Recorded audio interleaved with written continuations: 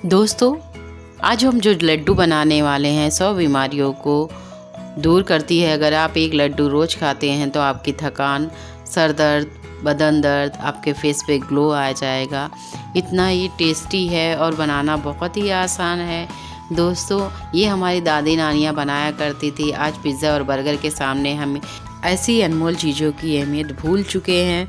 तो दोस्तों, आप मेरे चैनल पर नए हैं तो मेरे चैनल को लाइक और सब्सक्राइब कीजिए, क्योंकि मैं इस तरह से हेल्दी रेसिपी लेकर आती रहती हूँ। चलिए शुरू करते हैं। हमने पाव किलो आटा लिया हुआ, गेहूं का आटा, जो नॉर्मली हमें आसानी से हमारे हर घर में मिल जाता है। उसके साथ ही हमने इसमें नारियल का बुरादा लिया हुआ है, ये आधा कप है, लगभग पाव किलो का आधा। और उसी के साथ ये फ्लैक्स सीड या अलसी दोस्तों हमारे बालों के लिए, हमारी स्किन के लिए बहुत ही फ़ायदेमंद होती है। नॉर्मली हम खाते नहीं हैं, तो इसके फ़ायदों को हम इस लड्डू में, दोस्तों जो भी हम लड्डू बनाने वाले हैं, सारी चीज़ों को जो भी देख रहे हैं बहुत ही हेल्दी है सभी। जैसे तिल भी हमारे हार्ट बीट के लिए बहुत ही फ़ायदेमंद होता है। इसका अक्सर लोग तेल खाते हैं, तो इस तरह से हम तिल को अपने रोज़मर्रा की ज़िंदगी में एक लड्डू से खा सकते हैं। ये हमने गोंद लिया हुआ है, इसे डींग भी कहा जाता है। और ये हमारी कमर के लिए, जोड़ों के लिए बहुत ही फ़ायदेमंद होता है। उसी के साथ हमने इसमें आधा चम्मच इलायची लिया हुआ है और खारी या छुहारा बोल सकते हैं, हमने 1 चम्मच ले लिया हुआ है कट करके। उसी के साथ दोस्तों हमने इसमें सोंठ लिया हुआ है, जो सर्दी, खांसी और बीमारियों के लिए बहुत ही फ़ायदेमंद होती है।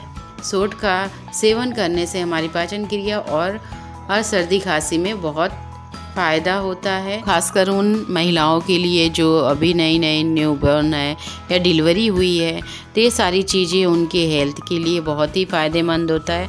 वैसे औरतें अपना ध्यान बहुत कम रखती हैं, तो अगर ये लड्डू बनाती हैं तो वो फ़ायदेमंद ही होता है।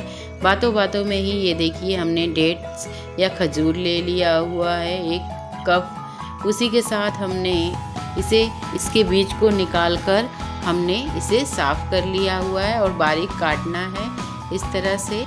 दोस्तों, खजूर के बारे में अगर बताऊं तो इसे सर्दी खांसी में अक्सर लेते हैं, जो सूखी खांसी होती है उसमें बहुत ही फ़ायदेमंद होता है। उसी के साथ हमने कुछ ड्राई फ्रूट लिया हुआ, बादाम, जो दिमाग तेज करने के लिए बहुत ही फ़ायदेमंद है। छुहारा, मुनक्का, काला मुनक्का और नॉर्मली मुनक्का मिलता है उसे। और हमने इसमें 2 चम्मच लगभग खजूर लिया हुआ है। उसी के साथ हमने पाव किलो के लगभग गुड़ लिया हुआ है। सारी चीज़ें हमने वही ली हैं जो एक फ़ायदेमंद होती हैं और हमें नुकसान नहीं करेगी। ये सब एक आयुर्वेदिक देखिए दृष्टि से तो ये बहुत फ़ायदेमंद होती हैं। तो सबसे पहले हम अलसी को ऐसे ही बिना घी और तेल के फ्राई कर लेंगे। इसे तब तक फ्राई करना है जब तक कि इसका कलर बदल ना जाए। एकदम धीमी आंच पर ही भूनना है। ये इस तरह से हमें भून कर, देखिए पहले कैसे हमारी अलसी थी, अभी कैसे हो गई। अभी से हम निकाल लेते हैं। और उसी के साथ हम इसमें तिल भी इसी तरह से भूनेंगे। इसे धीमी आंच पर ही सभी चीज़ों को भूनना है, बहुत तेज़ आंच पे नहीं भूनना है। अगर तेज़ आंच पे दोस्तों भूनते हैं तो वो जल जाएगी और कड़वी लगेगी। इसी के साथ हमने नारियल का बुरादा भी धीमी आंच पर भून लिया हुआ है इस तरह से। ये देखिए इस तरह से हमने इसे भी निकाल लेंगे। फिर मखाने को भी क्रिस्पी होने तक हम इसे भी भून लेंगे। ये क्रिस्पी हो जाएगा तब इसे हम निकाल लेंगे। और इसके बाद हम 2 चम्मच इसमें घी डालेंगे और बाकी जो ड्राई फ्रूट है उसे हम इसमें फ्राई करेंगे। सबसे पहले बादाम को ज़्यादा समय लगता है, इसलिए सबसे पहले बादाम को हम फ्राई करेंगे। और इसे जब फूटने लगे और फूल जाए तो समझ जाइए कि बादाम बहुत अच्छे से हमारा फ्राई हो चुका है। उसके साथ काजू को ज़्यादा समय नहीं लगता है, तो उसे जल्दी से हमें तेल में सिर्फ फ्राई करना है, हल्का पिंक हो जाए तो उसे निकाल लेना है। ये चीज़ों को हमें मीडियम आंच पे ही फ्राई करना है, ये जले नहीं, इसका ध्यान रखना है। हो जाएगा तब इसे हमें निकाल लेना है। और उसके बाद हमने जो गोंद रखा हुआ था डिंग, उसे भी हम इसी तरह से फ्राई करेंगे। दोस्तों, गोंद जो होती है कमर के लिए बहुत ही फ़ायदेमंद होती है। अगर मैं सारी चीज़ों के फ़ायदे बताने जाऊंगी तो वीडियो बहुत लंबी हो जाएगी। तो इसी तरह से हमने जो छुहारा रखा हुआ था उसे भी तेल में फ्राई कर लेंगे इस तरह से। ये बहुत ही जल्दी फ्राई हो जाता है। तो निकाल कर हम इसमें आटा जो 1/4 किलो है उसे मिलाएंगे और उसे धीमी आंच पर भूनेंगे। इसे लगभग 10 मिनट धीमी आंच पर हमें भूनना है। और आधा चम्मच इसमें हल्दी डाल देंगे। हल्दी भी हमारे सर्दी खांसी के लिए बहुत ही फ़ायदेमंद होती है।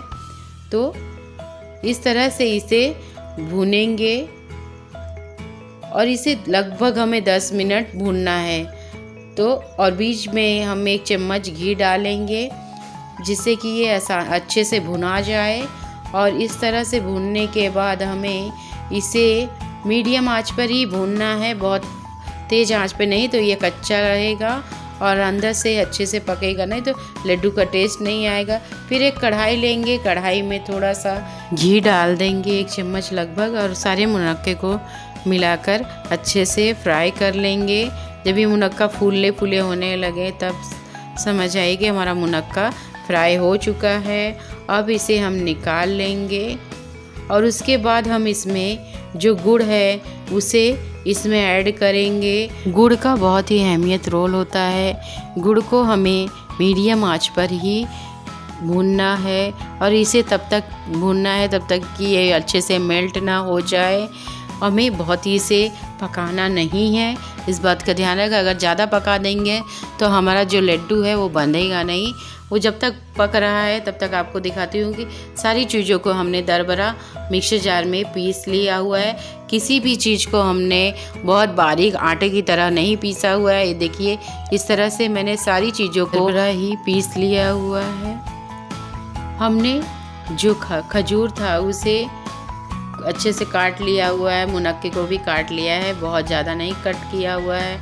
ये देखिए, गुड़ अच्छे से मेल्ट हो चुका है। तो हमने जो सारी चीज़ें पीस कर रखी हैं सभी चीज़ों को इसमें ऐड कर देंगे और से कि गुड़ जले नहीं, इस तरह से सारी चीज़ों को ऐड करेंगे।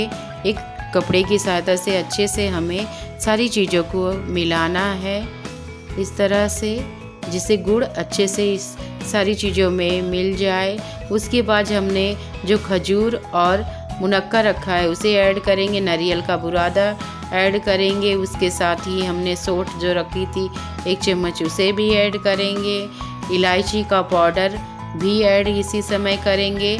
सारी चीज़ों को मिलाने के बाद इस तरह से अच्छे से हम मिला लेंगे और गैस की फ्लेम को बहुत ही मीडियम ही रखना है, नहीं तो ये नीचे से जल जाएगा।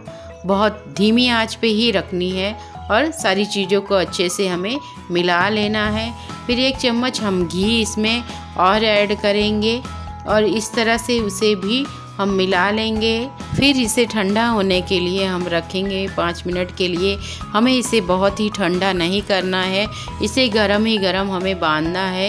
ये देखिए, मैं आपको एक बांध के दिखाती हूँ इस तरह से, और दूसरा भी देख लीजिए। इस तरह से हमें जल्दी जल्दी लड्डू को बांधना है। अगर ये ठंडा हो जाएगा तो बांधने में बड़ी मुश्किल होगी, इसे जल्दी जल्दी बांध लेना है। अगर मान लो आपका बंधा नहीं रहा है तो इसे धीमी आंच पर हमें हल्के से इसे चला देंगे तो ये आसानी से फिर से बनाने लगेगा। नहीं तो इसमें थोड़ा सा घी डाल दीजिए, फिर भी बना जाएगा। ये इतनी जल्दी ठंडा नहीं होता है, तो फटाफट हमें इस तरह से सारे लड्डुओं को बांध लेना है।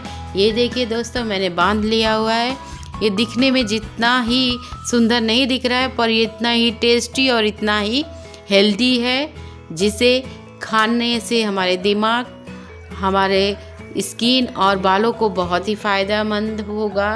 ये देखिए कितना सुंदर लग रहा है। अगर आप दुकान पे लेने जाएंगे तो हज़ारों के भाव में ये हमें लड्डू मिलता है पर वो इतना टेस्टी नहीं रहता है जितना हम घर पे ये टेस्टी बना सकते हैं। इसे मैं तोड़कर भी आपको दिखाती हूँ। वाव, बहुत ही हेल्दी है दोस्तों, एक बार इसे ज़रूर अपने घर में ट्राई कीजिए। गारंटी है कि आप जिसे भी खिलाएंगे वो आपसे ये रेसिपी लेकर ही जाएगा। मेरी रेसिपी पसंद आई हो तो वीडियो को लाइक और सब्सक्राइब कर लीजिए।